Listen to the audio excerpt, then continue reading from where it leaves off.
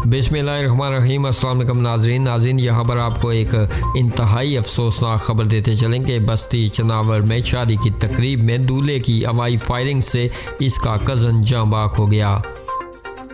नाज़रीन, सादकाबाद में इंतहाई अफसोसनाक वाक़या पेश आया है, जहां शादी की खुशियां इस वक्त गम में तब्दील हो गई जब दूल्हे की हवाई फायरिंग से इसका कज़न जाँ बाक हो गया।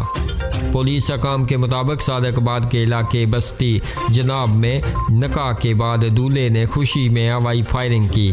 हवाई फायरिंग की जद में आकर एक शख्स जाँ बाक हो गया। वाक़े की इत्तला मिलते ही पुलिस की नफरी जाए वकूआ पर पहुंच गई, जहां इंकशाफ हुआ कि मरने वाला दूल्हे का कज़न था।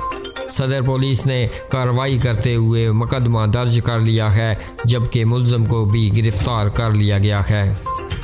नाज़रीन, आप अपनी राय का इजहार इस अफसोसनाक खबर के हवाले से नीचे कमेंट बॉक्स में ज़रूर कीजिएगा और मज़ीद खबरों और अपडेट्स के लिए हमारे इस चैनल को सब्सक्राइब कीजिएगा।